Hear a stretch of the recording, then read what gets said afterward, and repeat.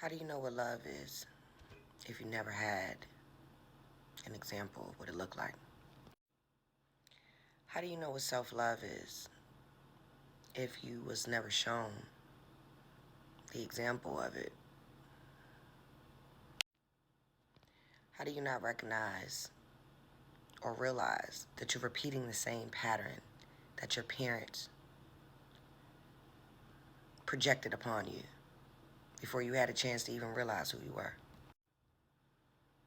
How do you break the cycle if you never knew that you were in the rat race?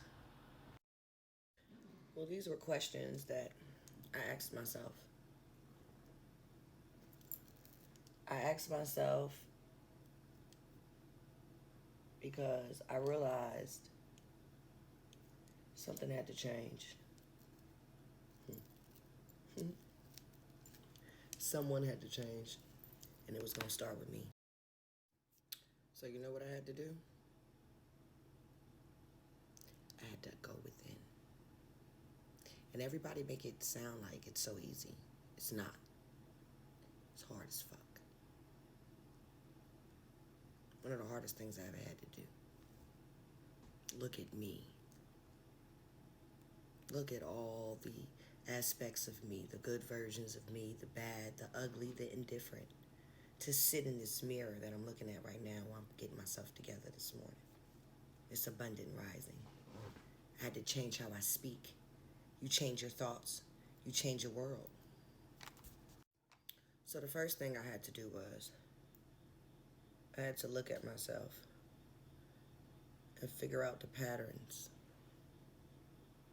The patterns on where I was repeating the same cycle. The same repetitive cycle that I learned from my mother. I had to look at myself, and I had to look at everybody around me, and I had to figure out what was the correlation. Well, the correlation was at the time I was karmic. I got this cute little thing. I thought this was dope. We're going to see how it works. I was karmic. Karmic means I was repeating a cycle, a lesson, a pattern that I hadn't correlated, that I learned from past generations. That's why they talk about generational curse breaking. Once I identified the pattern,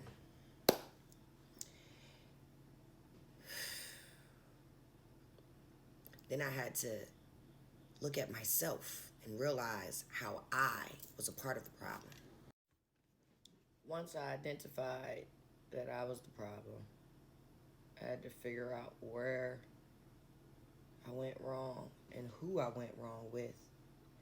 And I started with my son, my oldest son. Shout out to my Aquarius, right? Because he taught me a lot.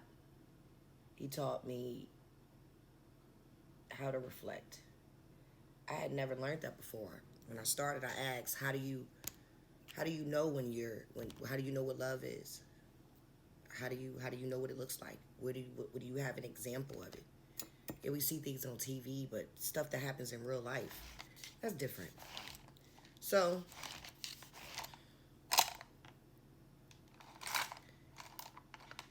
he made me look at myself, as I stated, and reflect. One of the reasons that he was able to make me do that is because he's a lot like me. He's a rebel. He's a trendsetter. He was a generational curse breaker, like his mama. At the time, I didn't know that. Everybody else knew. It was something different about me. But, again, I believe the things that they told me. I believe the things that they told me of who I was before I had a chance to identify who I really was. So after I had my son, life goes on, fast forward. He's teenage years now. And, some of the things that I learned from my mother, I projected onto my child. Subconsciously. I really didn't even know it.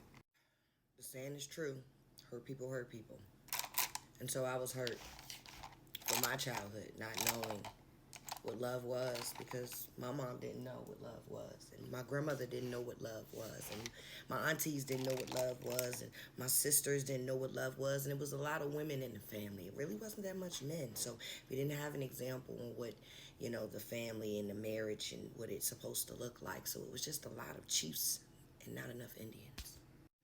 So I don't know if you know what that is, but basically that means there's a whole lot of women in everybody's business, and everybody's relationship, and everybody telling everybody what to do. But ain't nobody got their relationships together. Let's just keep that clear.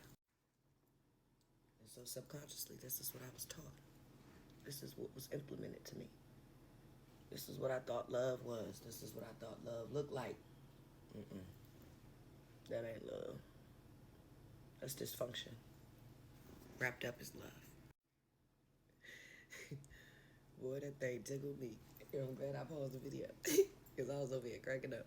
But it is. It's dysfunction wrapped up as love. And it's a lot of us that come from it. It's just we weren't able to speak about it. What happens in this house stays in this house. Shut your mouth. What happens in this house stays in this house. Shut your mouth. Don't you say nothing. And so a lot of things was swept up under the rug. And so therapy, what? Black people don't go to therapy. That's the problem. Because black people don't go to therapy, we don't really know that we are hurting others, until one person decides we're going to do something about it.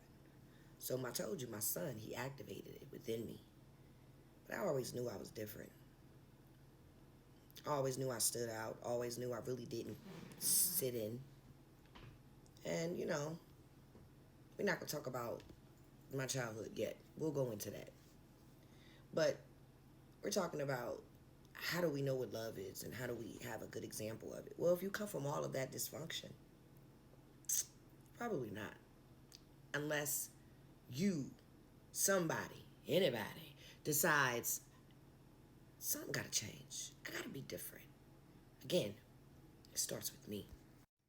For a long time, some of us go in victimization on why did this had to happen to me, and why is my life like this, and why is it so hard, and because you're chosen.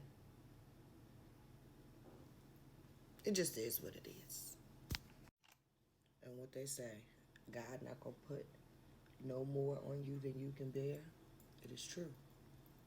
Because it was meant for you to see the patterns. It was meant for me to see them. It was meant for us to break these generational curses. And guess how? We got to learn, unfortunately, because we're humans.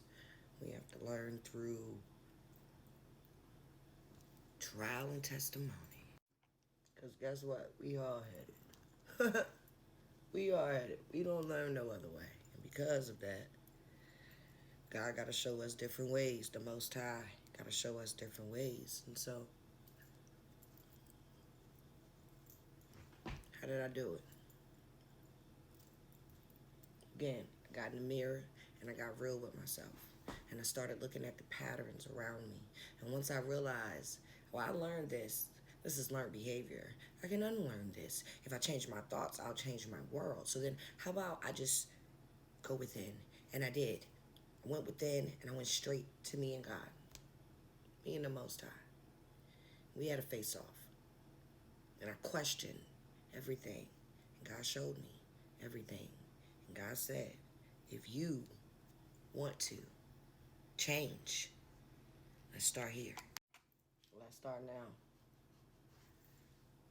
Start this podcast. Catch these words. Tell your story. Help other people. Pass the baton back. Have real conversations that everybody in their family may have went through, but may not have the balls to say it, because what happened in this house stays in this house. So God told me to start a podcast and talk about the dynamic of sometimes our families and how we break out of it, how we break the curse. How do we be the generational curse breakers? So I wanted to create this safe space called Catch These Words, where we can talk about all these things that we may have been able to sweep up under the rug.